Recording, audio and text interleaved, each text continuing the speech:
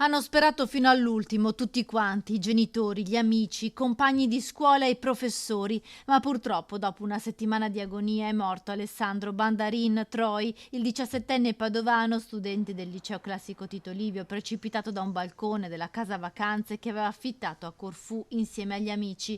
Il decesso nella tarda serata di giovedì nella terapia intensiva dell'ospedale di Padova, dove era arrivato il giorno prima con un volo sanitario.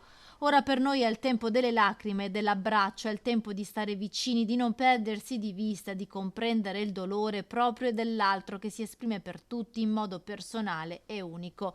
Questo è un passaggio del lungo messaggio d'addio scritto dal preside del liceo Tito Livio, Luca Piccolo, che si stringe al dolore dei genitori di Alessandro.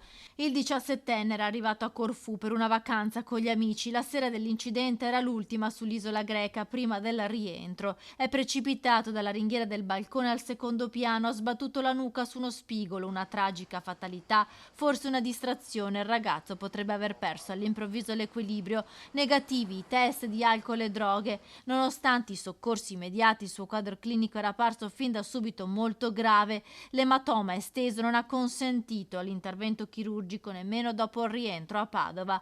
Un dolore immenso per i genitori che hanno fatto l'impossibile per riportare il figlio a casa per garantirgli le cure migliori. Nei prossimi giorni verranno fissati i funerali. Ora, come ha scritto il preside del liceo classico padovano, restano le lacrime, gli abbracci, i ricordi di Alessandro che a settembre avrebbe dovuto iniziare l'ultimo anno, quello della maturità.